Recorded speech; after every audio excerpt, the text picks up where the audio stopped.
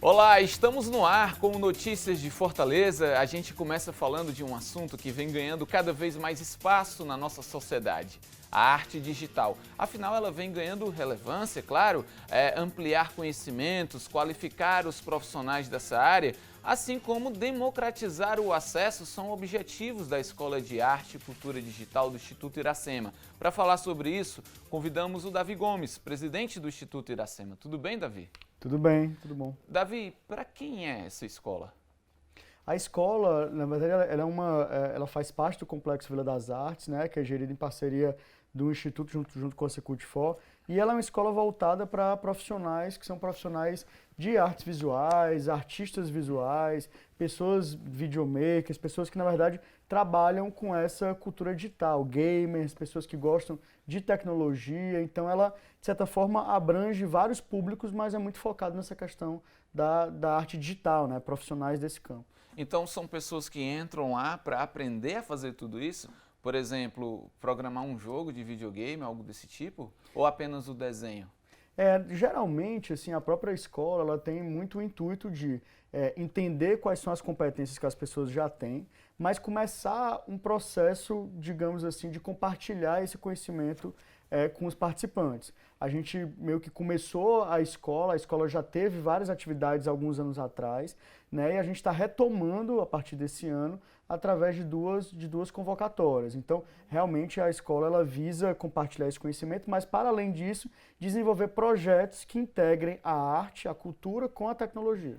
Pois é, interessante isso. Eu até comecei hoje falando justamente sobre essa relevância, né, cada vez mais presente na sociedade a questão digital, e isso ficou até um pouco mais nítido, né, com a pandemia, coronavírus, todo mundo em casa, se comunicando pelos computadores, usando mais as tecnologias, né, digitais para que possa haver uma comunicação, né? A gente via muito também, por exemplo, criação de gráficos para mostrar os números, né? E tudo isso. É realmente assim uma preocupação do Instituto Iracema com essa tecnologia que vem avançando cada vez mais, tomando conta da sociedade, onde o mundo virtual está cada vez mais presente?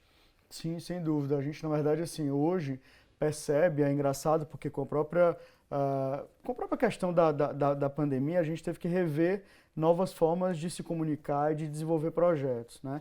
Então, todo mundo, de repente, do dia para a noite, teve que migrar tudo para o digital. E muitas pessoas já estavam nesse mundo há muito tempo. Então, quando a gente fala de arte e cultura digital, a gente está falando especialmente, por exemplo, de você hoje conseguir ter acesso ao Museu do Van Gogh, lá em Amsterdã, online. Você consegue navegar pela exposição toda online, clicar no quadro, saber exatamente que ano aquele quadro foi pintado, qual a temática dele. Também isso pressupõe outras exposições nesse período agora, né, os próprios editais, a própria Secult4, Secretaria de Cultura do Estado também, propiciavam a forma de você transformar um espetáculo real em um espetáculo digital. Porque você tem que usar várias plataformas. Então, uma peça de teatro, quando ela vai ser ao vivo, assim, no teatro mesmo, é diferente quando você vai gravar ela e de certa forma, transmitir na internet. Então, a escola tem muito, a gente entende que agora, até nesse período, assim, durante pandemia, todo mundo teve que se adaptar com essas novas tecnologias, né? Como que você transforma a cultura, a arte num meio mais tecnológico. Pois é. E, inclusive, usar a tecnologia para o bem social, né? Sim. Então, o foco do Instituto Iracema, dessa escola, seria usar a tecnologia em prol da arte e da cultura? Isso, exatamente. Voltado mais para isso, né? Isso. Eu vi realmente muitos espetáculos via digital, né? Onde não é possível o presencial. E aí vocês estão passando por um processo de implantação, né? Isso. Como é que está sendo isso? Pronto, esse processo de implantação, a gente está retomando a escola, né? E a gente lançou 2 convocatórias nesse período, inclusive agora de março até o momento. Na primeira convocatória foi para receber projetos, a gente incentivou projetos de pessoas que se inscreveram. Foram 21 inscritos e a gente incentivou 5 projetos. Esses 5 projetos eram em várias áreas, desde uma exposição virtual até uma reunião com um coletivo focado, por exemplo, em cultura indígena. Nossa, no segundo bloco eu quero até conhecer melhor esses projetos, queria que tu falasse um pouco mais deles, tá bom? Bacana. Já tô adiantando já para Tá você, certo. dando um spoiler aí. Tá bom, bacana. Então, aí tem todos esses projetos que vocês estão fazendo, né, nesse processo de retomada, né? Isso. Então a gente lançou essas 2 convocatórias. Essa segunda convocatória teve 37 participantes e 10 selecionados. Certo. Né? Então, e que estão sendo, na verdade, participando desse laboratório agora, nesse momento. Ah, que legal. E sobre o corpo consultivo, né? Por quem ele é formado, como é que ele funciona? E principalmente por que ele existe, né? Sim. O corpo consultivo, ele funciona como uma própria curadoria desses projetos, tanto dos programas que são desenvolvidos, dos cursos que vão ser ofertados, quanto da seleção desses projetos que se inscreveram. Então, a gente tem o corpo consultivo é feito de 3 pessoas, né, especialistas na área. Então, a gente tem o Paulo Amoreira, o Vitor Grilo e o Eric Barbosa.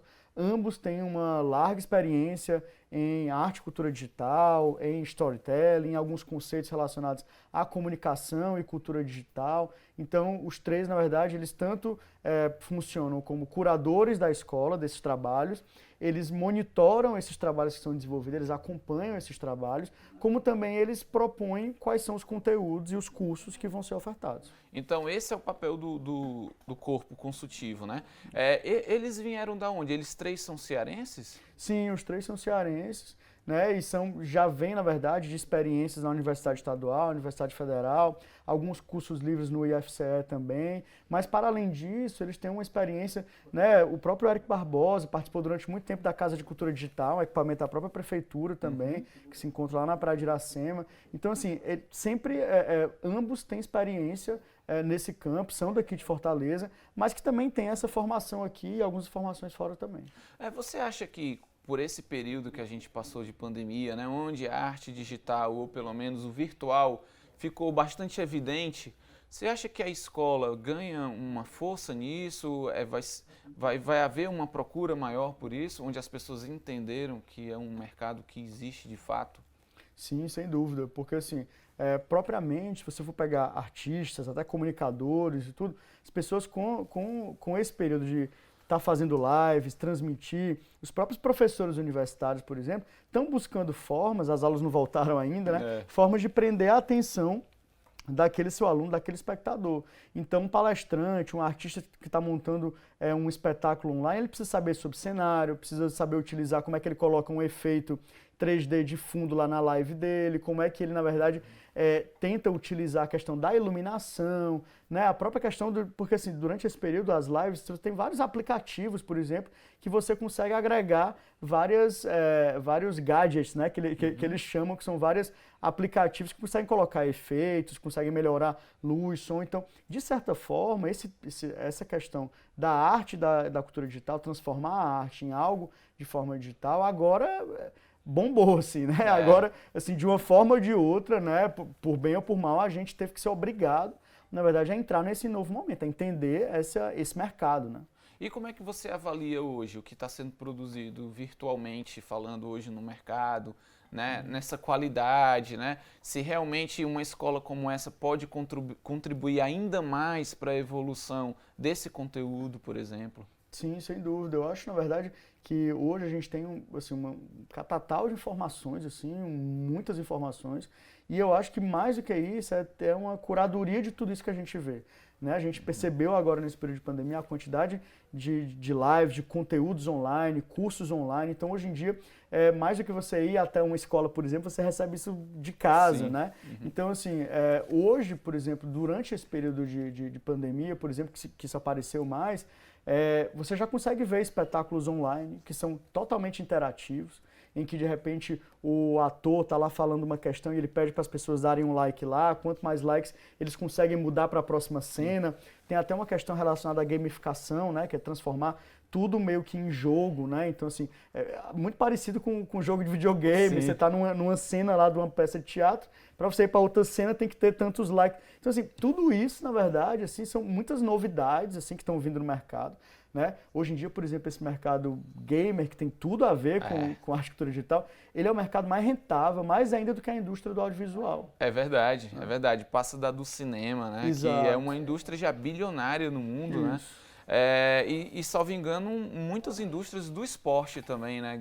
Ele é mais rentável também.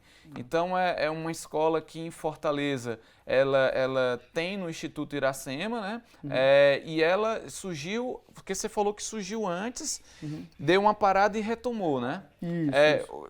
Me explica como foi esse processo, como que surgiu a ideia? Vamos fazer uma escola agora, porque já foi antes da pandemia, né? Isso. Porque quem está assistindo agora a gente pode pensar, criar essa escola porque viram a necessidade, porque a pandemia veio aí.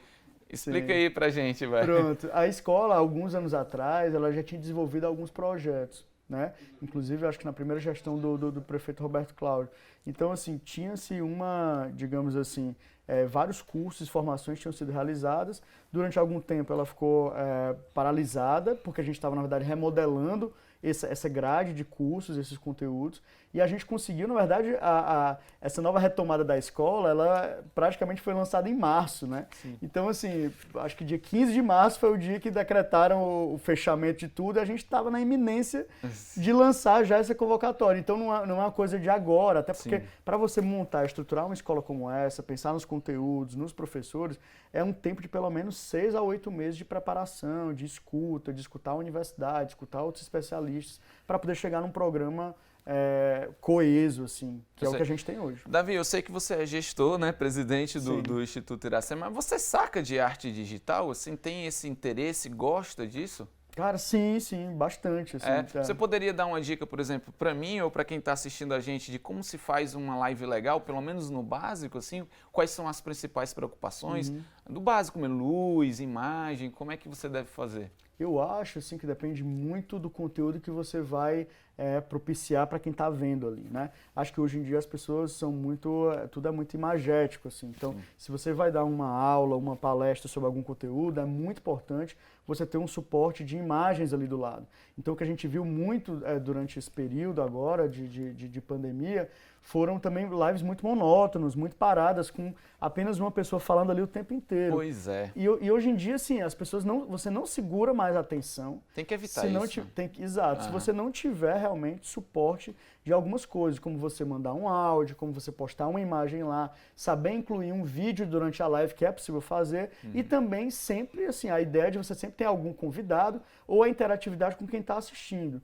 Então, geralmente, dependendo do tipo de veículo, sendo no Instagram ou próprio no YouTube, nessas plataformas online, né, elas têm várias possibilidades, assim, né? No Instagram as pessoas falam assim, se você quer reter a audiência, você tente pelo menos chamar de 3 a 4 seguidores ali na hora, para que as pessoas entendam que em algum momento elas também podem ser chamadas. Então elas vão criar aquela expectativa de continuar na live até o final, com a expectativa de serem chamadas, né? Então tem várias técnicas e uns jeitos assim que fazem com que a gente consiga prender a atenção do espectador. Quando eu sou muito visual, né? Ainda. Quando eu vejo uma live, por exemplo, que tem 600 pessoas, eu fico imaginando um auditório, um teatro com 600 pessoas, né? E aí quando você diz assim, eu vou chamar um seguidor para participar, é meio que o palestrante que está no palco ou no púlpito diz assim, venha você, né? E você sempre fica naquela expectativa de estar ali, porque sabe que uma vez pode ser chamado, né? Isso. Essa interação tem mudado também, né? E é uma coisa que vocês abordam também na escola, né? Essas técnicas de atrair o público, né? Sim, sem dúvida. Essa própria questão, por exemplo, de você ter essa interatividade, de você usar perguntas, de você questionar, né? Por exemplo, teve um dos projetos que era, na verdade, um jogo dentro de uma exposição, na verdade, né? À medida que você vai encontrando os quadros lá, os espaços, você vai ganhando, de certa forma, créditos para ir para um outro lado de exposição. Então, assim, tem várias técnicas e várias formas, na verdade, que a escola, com esses projetos que foram contemplados, que estão sendo apresentados agora, eles vão, assim, dar um novo norte, assim, várias ideias para quem quiser montar os seus próprios projetos. Legal, eu estou aqui com o Davi Gomes, ele é presidente do Instituto Iracema. A gente está conversando sobre a Escola de Arte e Cultura Digital. É um assunto interessante, bem presente nos dias de hoje, né? Apesar da escola já ter um tempo, antes mesmo de que tudo isso ficasse evidenciado. Mas a gente vai fazer um intervalo agora e daqui a pouco a gente volta com mais Escola de Arte e Cultura Digital. Não sai daí.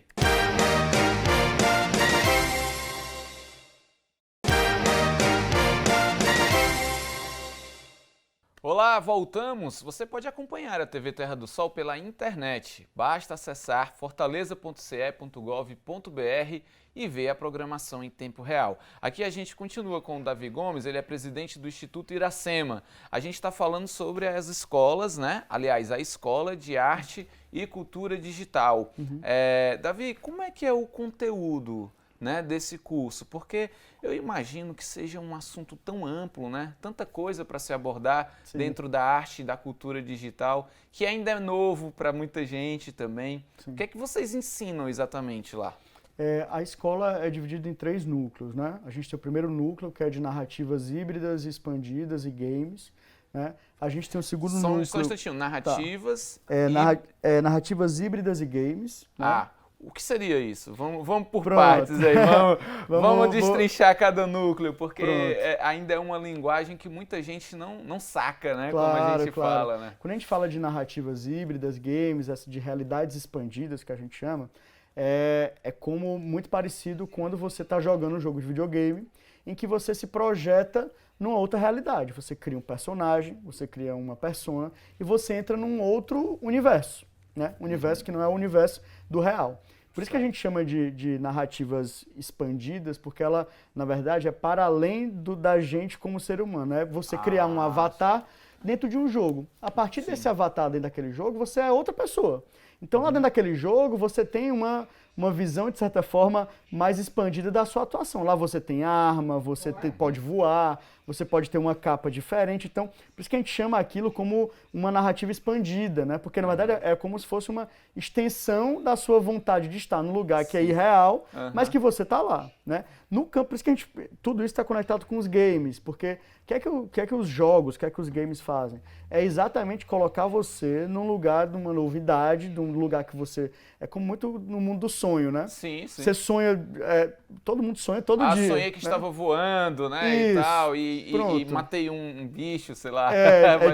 Mais ou menos isso. Nos games, você vê isso de fato, né? Você realmente voa lá na hora. E participa né? daquilo e toma decisões, né? Isso, exatamente. Né? Tem essa interação. Então, essa é a realidade expandida. Isso, exato. E isso, assim, dentro do programa da escola, é muito também pensar como que os temas que a gente tem atualmente, como a própria violência que a gente tem nas comunidades, como propriamente a própria cultura negra, as comunidades indígenas, como é que a gente consegue expandir essas narrativas, né, esses temas, de forma digital, né? Como é que eu consigo, por exemplo, vou te dar um exemplo bem prático. Eu né? já ia até perguntar. Pronto, um exemplo bem prático.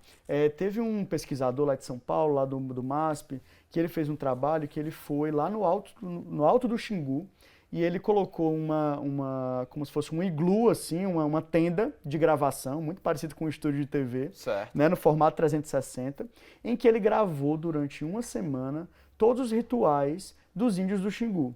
E esses rituais eram sons, formas, né, e ele colocou 20 câmeras em 360 graus, então ele gravou todas as danças, os ritmos, a batida de perna e o som do pessoal do Alto do Xingu. O que foi que ele fez com esse conteúdo? Ele fez uma exposição lá em São Paulo, em que a pessoa estava dentro da exposição e ela via em realidade virtual, com óculos VR, aquele mesmo ritual do Alto do Xingu lá em São Paulo. Então você coloca o óculos... Sim. E se sente no local. Exatamente. Então você coloca o óculos e do lado tá vários índios ao seu redor, dançando o mesmo ritmo. Se você nunca foi no Alto de Xingu, na Amazônia, você pode ver lá no centro de São Paulo, né, uma exposição, né, retratando essa cultura. Então, isso que a gente chama de narrativa expandida. Isso é incrível, né? É incrível, porque, na verdade, isso faz com que você se coloque no lugar de coisas que você, de repente, não tem acesso. É como eu dei o exemplo, por exemplo, do Museu Van Gogh lá em Amsterdã. Hoje em dia, você entra no site do Museu Van Gogh e você consegue caminhar pelo museu inteiro sem nunca ter ido na Holanda. E é um museu lindíssimo. Lindíssimo, né? Um local então, muito bonito também. Isso, então assim, as narrativas expandidas, que tem muito a ver com game também nisso, né, com esse mercado, é exatamente isso, é você se reportar, se colocar num outro lugar que você não pode estar presencialmente. Então a escola ela desenvolve o aluno a desenvolver projetos sobre isso? Sim. Os primeiros conteúdos que a gente está pensando e esses projetos que já foram, na verdade, contemplados, falam muito sobre isso. Ah, que legal. Segundo núcleo. O Olha segundo aí, você núcleo, lembra? Vamos pronto, lá. uma cola aqui. Certo. É o núcleo de formação e redes colaborativas. Certo. Certo? Como é que funciona isso? É basicamente você identificar quais são as redes. Hoje em dia, quando a gente fala de redes, a gente já pensa em rede social. Né? Então. Então, assim, mas assim, Eu pensei quando pronto, você falou. Mas assim, também tem a ver com isso, né? O que são essas redes colaborativas? Na verdade, são formas de você conectar pessoas que têm interesses afins para desenvolver esses projetos. Então você tem, por exemplo, propriamente em Fortaleza, alguns núcleos, por exemplo, até mesmo de audiovisual, né? Você tem algumas iniciativas aqui, como o pessoal do Suricate Ceboso, Fortaleza Ordinária, esses perfis, né? Que de certa forma são grupos e são redes de comunicação locais e que de repente podem se conectar com outras redes de Fortaleza. Sim. Você tem um pessoal lá do Conjunto Ceará, tem um pessoal lá do Pirambu Digital, por exemplo, que é um outro tipo de rede, né? Você tem, na verdade, vários outros grupos, pessoal trans, por exemplo, pessoas que têm, né, essa conexão. Então, a escola, de certa forma, busca entender quais são essas redes, né, e tentar conectá-las. Né? Entendi. Então, é muito nesse sentido. É meio que um match, né, de um projeto que você está desenvolvendo. Vamos descobrir aqui quem é que faz algo parecido. Isso. E há essa conexão, né? Essa conexão é feita por meio digital mesmo. Exatamente. Né? Numa plataforma, por exemplo. Isso, exato. E isso não só para as pessoas se conectarem, para desenvolverem projetos juntos.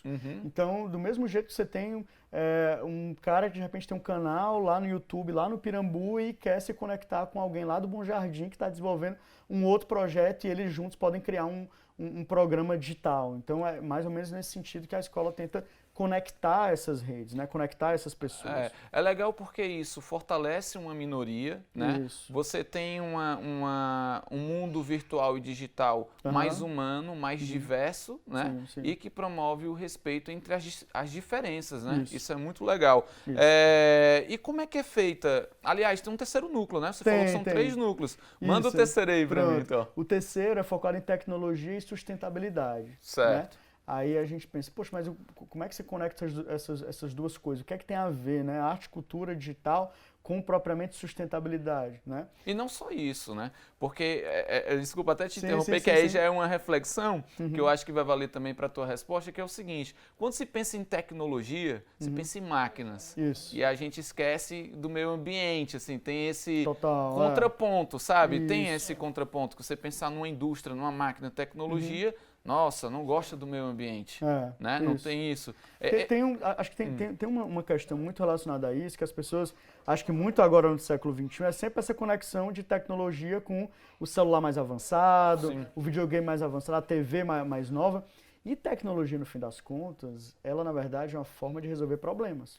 Né? Sim. Inovação e tecnologia é resolução de problemas. Que pode resolver o meio ambiente, por exemplo. Também, né? Ou mesmo a vida das pessoas. Quando a gente fala de sustentabilidade, a gente não fala tão somente do meio ambiente, mas também da vida da gente, qualidade de vida. Então, vou só te dar um exemplo assim, de uma inovação de anos atrás, né?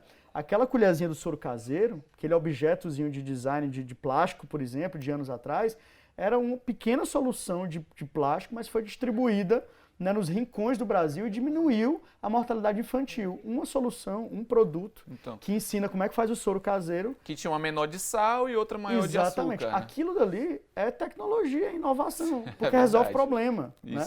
Então, assim, a tecnologia não é a coisa mais moderna e avançada também, mas é a forma como você soluciona os problemas. Né? Que legal. E isso é o foco do terceiro núcleo da escola. Isso, exatamente. Sim. Que é relacionado à sustentabilidade, tecnologia e sustentabilidade. Isso é o ponto de você imaginar como é que eu consigo ter informações sobre a horta que eu estou plantando na minha casa, por exemplo. Né? Em que tempos do ano ela vai florescer mais e aquilo te mandar um informe no teu aplicativo dizendo, olha, eu preciso replantar, ou elas estão precisando de mais sol, eu preciso mudar, sei lá, o norte do girassol lá num período do ano. Então, como é que a gente conecta essas duas coisas, né? Hoje em dia, por exemplo, no próprio questão da agricultura familiar, etc., as pessoas conseguem, à distância, já mensurar como é que está, né, o desenvolvimento sustentável lá através de aplicativos, através de soluções tecnológicas, né? Bacana.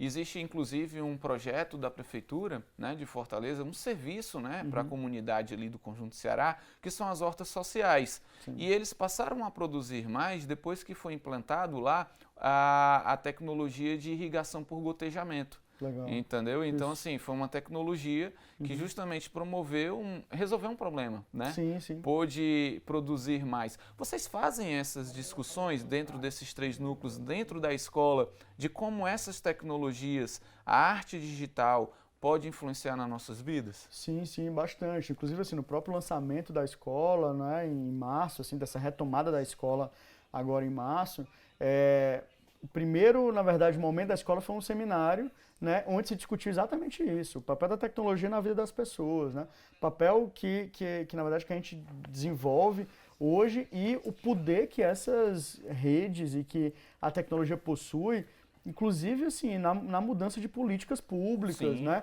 Na influência de territórios, né? No desenvolvimento, como eu falei há pouco, dos grupos, né? Pessoas que de repente não se conheciam e se encontram por afinidade e desenvolvem projetos e criam negócios. Então, isso é muito discutido. Não só a parte boa, mas também com a parte ruim da tecnologia, Claro, sim. né? A gente tem muitas, digamos assim, muitas matizes disso, como tudo, né? Então, a tecnologia, ao mesmo tempo que ela aproxima muito, ela também criou muitas segregações, assim, também, né? Mas, de certa forma, assim, sempre tento enxergar e entender o impacto positivo de tudo isso. E eu acho que analisar pontos negativos e positivos faz Sim. parte dessa discussão, né, que deve haver dentro do conteúdo, Sim, né? sim, sim. Davi, a gente vai acompanhar uma reportagem, tá, que a gente preparou sobre a Escola de Arte e Cultura Digital. Confere aí. A Escola Pública de Arte e Cultura Digital da Vila das Artes surge a partir da reflexão sobre o papel das tecnologias digitais na construção da sociedade. Em fase de implantação, a escola realiza programas, ações e projetos voltados para o setor de arte, cultura digital e temas estratégicos relacionados. A Escola Pública de Arte e Cultura Digital é um equipamento para todas as pessoas. É um equipamento dedicado, a princípio, para artistas, pesquisadores e pessoas que têm interesse em produzir obras de arte, pensamento e reflexões sobre a sociedade da informação e essa era conectada que vivemos, mas também é um espaço para as pessoas comuns que desejam entender um pouco mais e situar um pouco a sua ação, a sua possibilidade de interação com essas ferramentas e essas expansões proporcionadas pelas novas tecnologias. O processo de reconstrução e de retomada da escola veio a partir de uma imersão que foi desenvolvida no início desse ano, de janeiro de 2020, e essa imersão foi uma chamada de imersão colaborativa, né, que pesquisadores, pesquisadoras, hackers, a sociedade civil, artistas digitais participaram de 2 dias de imersão, né, com proposições, com projetos, com grupos de trabalho para pensar a reestruturação dessa escola pública. A Vila das Artes ela tem uma trajetória muito grande de ser construída por aqueles que a ocupam, né, de ser uma escola fruto das mobilizações, seu espaço, né, fruto das mobilizações da sociedade civil, né, e a Escola Pública de Arte e Cultura Digital não é diferente nesse sentido. Então, por isso que a gente parte de uma provocação da sociedade civil e a gente busca o tempo todo, sistematicamente, estar recorrendo a isso, né? Então, é uma escola para todos e é fundamental que ela se veja assim, que ela se sistematize assim. Espaço de convergência de agentes culturais, coletivos e ativistas digitais, a escola se estrutura em 3 núcleos. Núcleos de realidades expandidas, narrativas híbridas e games, núcleo de formação e redes colaborativas e núcleo de tecnologia e sustentabilidade. Eu me considero um pouquinho um artista multimídia e me sinto super contemplado pela Escola de Arte e Cultura Digital. Eu fui selecionado para os laboratórios criativos em rede. Tenho um trabalho agora que é ensinar games para famílias, né? Então a gente tem um curso que é o Criação de Games no Roblox e é um curso super legal que eu estou atendendo a criançada de 8, de 10 anos, com a participação do papai e da mamãe.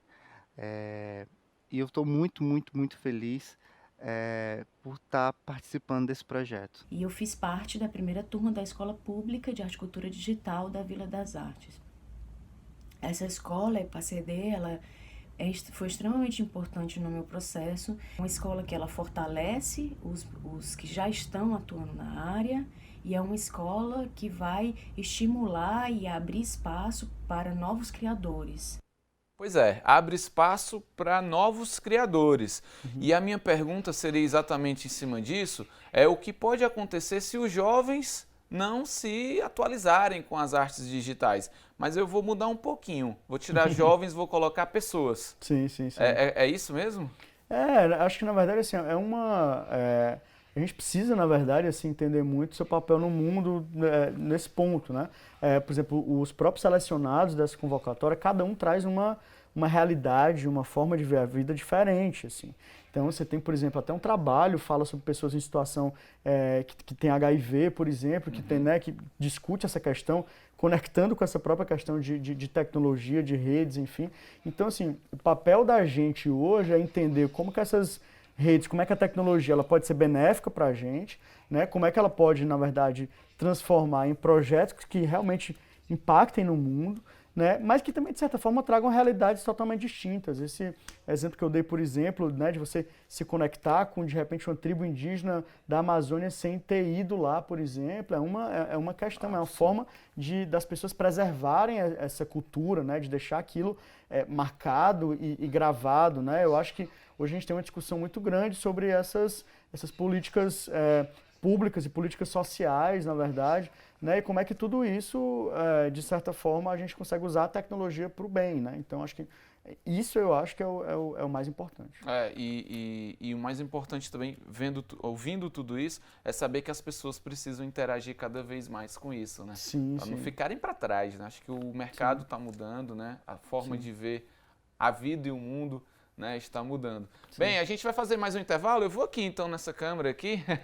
A gente vai fazer mais um intervalo, tá? E depois eu volto aqui de novo com o Davi Gomes, que é o presidente do Instituto Iracema, para falar mais. A gente vai falar de convocatória, tá? Da Escola de Arte e Cultura Digital. Não sai daí.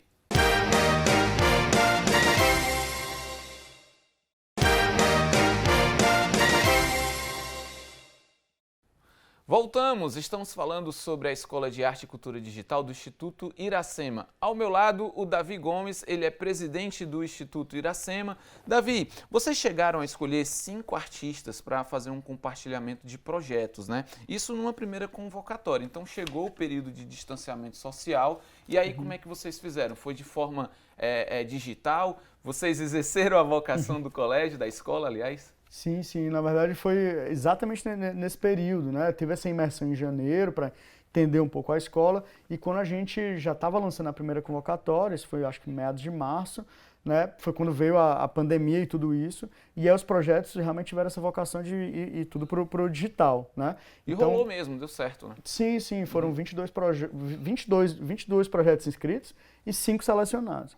Esses selecionados, na verdade, passaram por um processo de curadoria, acompanhamento junto dos coordenadores, né, junto dos instrutores, né, e a partir disso, né, do Paulo, do Vitor e do Eric, então eles acompanharam esses cinco projetos e surgiram coisas muito legais, assim, né, desde alguns que a gente até viu no vídeo anterior, sim, né, algumas experiências de montagem de exposição online, né, propriamente de alguns jogos, então surgiram temas, né, principalmente temas relacionados à comunidade LGBT também. Então, dentro desses 5 projetos surgiram projetos realmente interessantes, assim, né? Então, a gente, mesmo com a pandemia, a escola conseguiu se desenvolver. Então, as tutorias, tudo acontecia de forma online.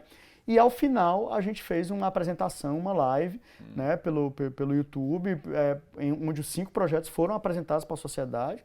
Isso foi acompanhado, né, por muita gente e muitos interessados, curiosos também, para saber qual foi o resultado, né? Claro. Então, foi até para bem bacana. saber, né, se deu tudo certo, né? Isso. E se vale a pena participar da escola também, né? Isso. Saber a qualidade disso. Agora estão com a segunda convocatória, é isso? Isso. E como é que vai ser a segunda convocatória?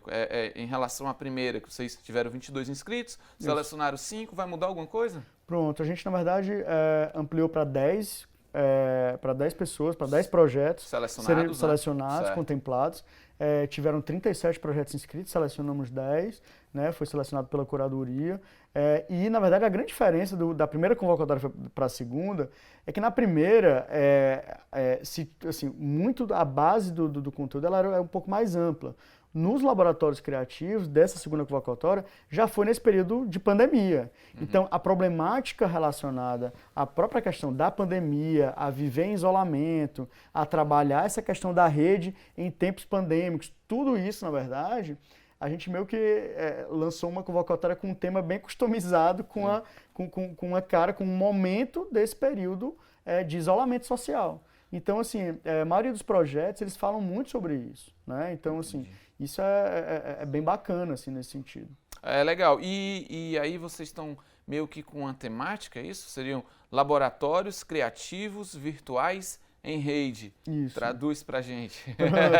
Isso, na verdade, assim, porque esses projetos, agora eles têm um tempo um pouco maior de acompanhamento junto com os coordenadores. Então, na verdade, eles vão, de certa forma, acompanhando os projetos, moldando o que dá certo, o que não dá, através de vários encontros de forma virtual, né, até chegar em algumas soluções, em alguns projetos novos, né? Por exemplo, propriamente tem um projeto agora dessa segunda convocatória que é uma aula de games para crianças e jovens, né? De forma virtual. Então, de certa forma, do artista Gaburo, se eu não me engano, ele, de certa forma, ele ensina, né, como é que crianças e jovens com computador, sem muita tecnologia, como é que ele consegue realmente entender e até montar o seu próprio game, assim, à distância, né?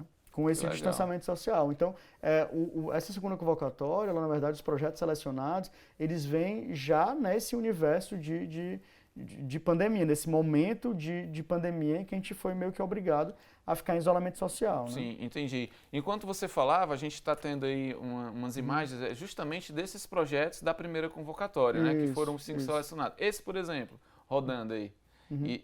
Você lembra de cada um do que foi? Esse aí foi parece um videogame, né? Um jogo, né? Um jogo de espelhos, onde você, na verdade, de certa forma, escolhe os avatares para poder se posicionar e se ver dentro de uma exposição, né? Quase que, na verdade, um alter ego. Assim, entendi. Que aí você pode ir a uma exposição usando um avatar seu, né? Isso, exatamente. E tudo isso faz parte do projeto que os projetos que vocês selecionaram na escola e desenvolveram. Esses projetos, eles, na verdade, muitos chegaram para a coordenadoria e tudo, eles um pouco encaminhados, mas, claro, com esse acompanhamento eles conseguiram, na verdade, de certa forma, moldar um pouco mais, profissionalizar bem mais os projetos, construir eles para que eles fiquem, de certa forma, cheguem nesse resultado final. Se desenvolverem, né? E ganharam forma, né? Exatamente, exatamente. Davi, como é que faz para participar? Ainda dá para participar dessa segunda convocatória, já que vocês vão selecionar 10?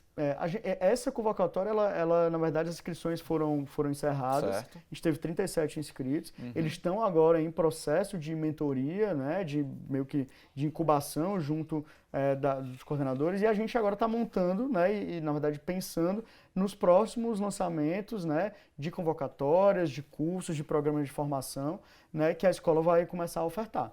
Então, assim, passado assim, esse momento de planejamento em janeiro, essa primeira convocatória em março e abril, essa segunda agora em julho, então a gente agora já vem agora para um novo momento para a escola realmente ganhar peso, ganhar força e para que todo mundo possa participar, né? Então, vamos combinar o seguinte, quando os projetos forem selecionados, desenvolvidos, né, aí você volta aqui com os projetos, né, com os alunos da escola, mostra pra gente esses projetos, a dimensão deles, a importância, né? E quem sabe falar também de uma terceira convocatória, né, da escola. Exato. Eu quero agradecer Davi Gomes, ele é presidente do Instituto Iracema, esteve com a gente aqui para falar sobre a Escola de Arte e Cultura Digital. No Instituto Iracema, a gente fica muito feliz aqui com a presença do Davi, porque passou bastante informação e da importância que é o mundo digital nos dias de hoje. É ou não é, Davi? É sim. Muito obrigado aí pela sua presença, tá? Tá bom, obrigado. Olha só, o Notícias de Fortaleza faz uma pausa e volta daqui a pouquinho, não sai daí.